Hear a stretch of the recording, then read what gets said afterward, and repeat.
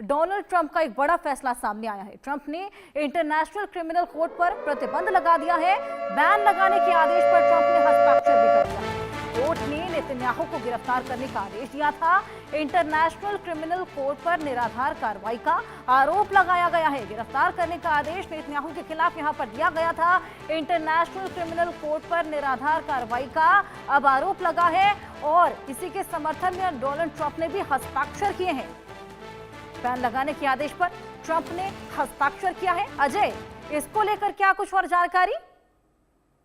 देखिए, बिल्कुल अगर आप देखें तो ट्रंप और नेतन्याहू की बात की जाए तो मुलाकात के बाद जो है ये एक बड़ा फैसला उनके लिए आया है, क्योंकि इंटरनेशनल कोर्ट की तरफ क्रिमिनल कोर्ट ने जो है वो इजराइल में जो युद्ध चल रहा था उसमें जो लोग मारे गए थे उसके बाद जो है ये एक क्रिमिनल प्रोसीजर चलाया था और उसमें बाद में जो है इस पर कार्रवाई करने की बात की गई थी और नेतन्याहू को गिरफ्तारी तक की बात जो है कोर्ट ने कही थी। और उसी को लेकर जो है ट्रंप के जो एक आदेश जारी किया गया है नेतन्याहू की गिरफ्तारी को रोक लगाना और उसके बाद इंटरनेशनल क्रिमिनल कोर्ट की जो कार्रवाइयां हैं, प्रोसीडिंग जो है उसको पाबंदी लगा दी गई है। ये अपने आप में दिखाता है कि ट्रंप एक बड़े पावरफुल राष्ट्रपति जो है वो यूएस के साबित होने वाले हैं, क्योंकि पिछले कुछ समय में उन्होंने कई बड़ी जो फैसले लिए हैं जिन पर उन्होंने हस्ताक्षर किए हैं वो अपने आप में अब इफेक्टिवली इम्प्लीमेंट भी होने लगे हैं। चाहे वो इलीगल लोग जो वहां पे अमेरिका में रहते हैं उनकी डिपोर्टेशन का मामला हो,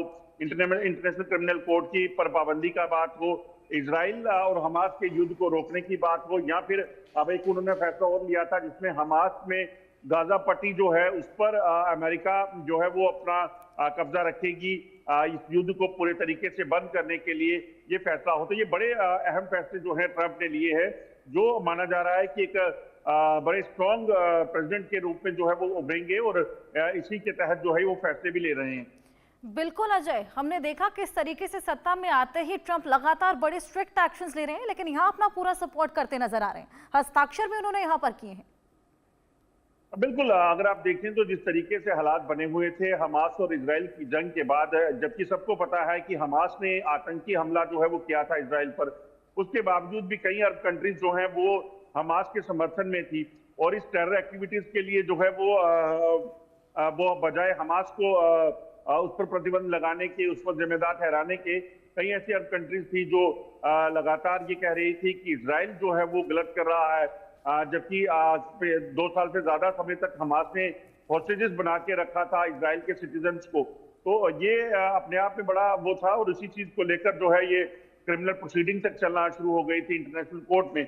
मगर अब ट्रंप के मुलाकात हुई थी जब नेतन्याहू से उसके बाद ये फैसला आना तो एक बड़ी राहत जो है वो कहीं ना कहीं माना जा रहा है। और ट्रंप, आपको बता दूं कि ट्रंप इन फैसलों से कहीं ना कहीं अपना समर्थन भी जुटाते दिख रहे हैं, क्योंकि इजराइल जो है एक बड़ी मजबूत कंट्री है, खासतौर पे आप जंग के आधार पर देखें या टेक्नोलॉजी के हिसाब से देखें।